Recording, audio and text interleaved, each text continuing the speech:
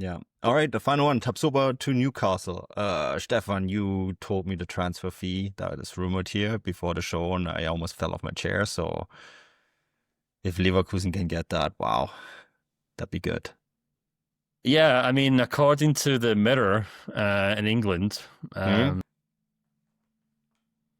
so are prepared to offer 58 million euros for Edmund Tapsoba,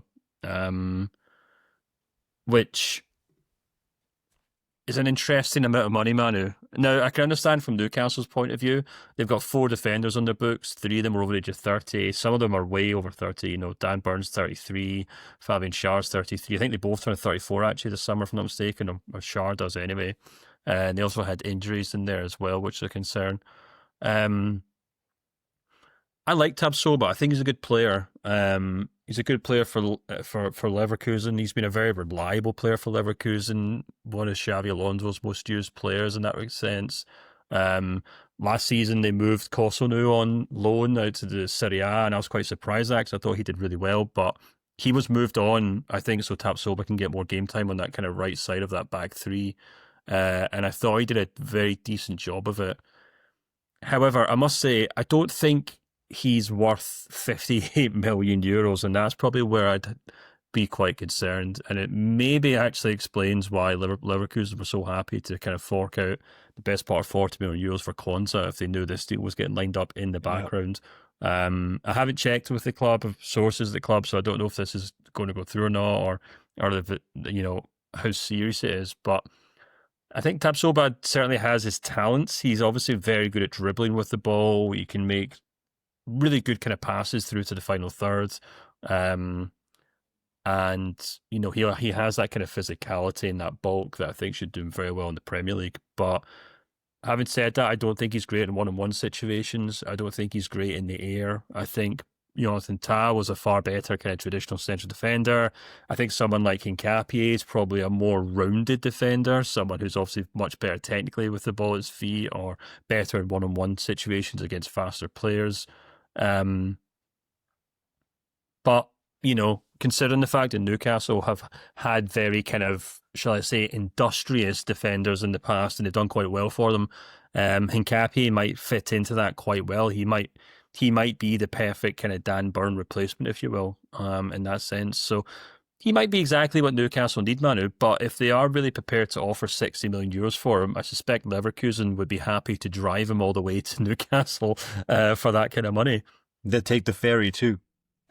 You take the ferry, drive him to Rotterdam, get the ferry straight to Newcastle, job done. Who needs planes? Yeah, Save the environment. This is, I it would explain. I mean, Leverkusen have done quite a lot on the center back position. They signed a bunch of talents, right? And then Kwanzaa as well. So yeah, and I don't think they're quite done yet.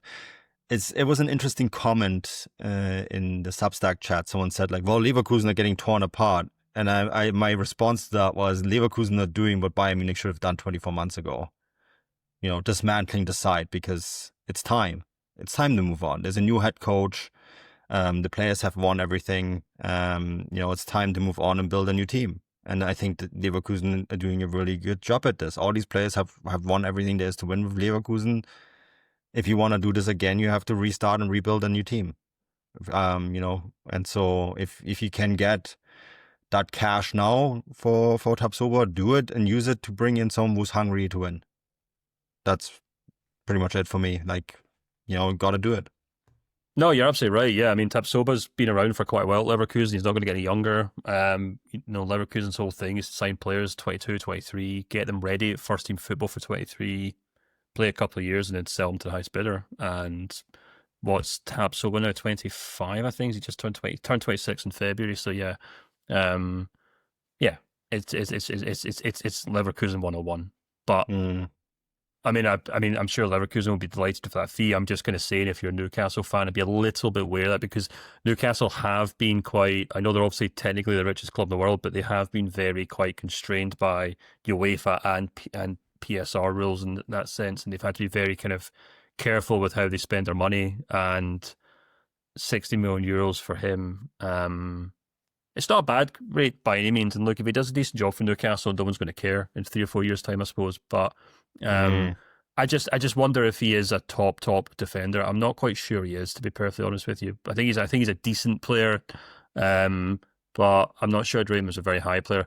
But having said that, Manu, like I thought the same about Manu Akanji, and he went on to do a very good job for Man City. So I guess sometimes these guys, if they're in the right system, and I think Eddie Howe's a tremendous head coach in Newcastle. I think he puts together great systems.